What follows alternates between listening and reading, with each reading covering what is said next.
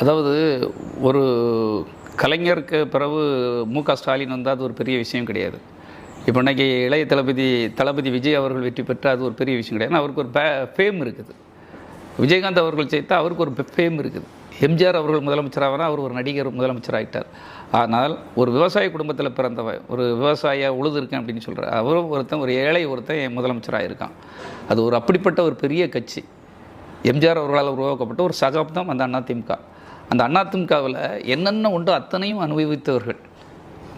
அமைச்சராக, எம்எல்ஏவாக பல பதவிகளையும் சுகங்களையும் அனுபவித்தவர்களே இன்றைக்கி ஒரு சிறு தோல்வியை கண்டதும் எங்கே போகலாம், எங்கே பணம் இருக்கிறது, எங்கே புகழ் கிடைக்கும், எங்கே பதவி கிடைக்கும் என்று போகிறாங்கன்னா இதை விட ஒரு சுயநலமும் இதனோட ஒரு ஒரு ஒரு கேவலமான விஷயமாக தான் நான் இதை பார்க்குறேன்.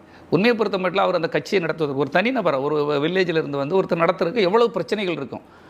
முடிந்த அளவுக்கு விட்டு கொடுத்து நம்ம எம்ஜிஆர் உருவாக்கின கட்சி நம்ம அவருக்கு அவங்க கூட இருக்கணும்னு நினைச்சு பயணப்படணுமே தவிர அதை உடைப்பதற்கு எத்தனை முயற்சிகளோ செய்கிறார்கள். ஆனால் அதிமுகவை வழி நடத்துகிறவரும் வீராதி வீரன் எடப்பாடி என்பவர்.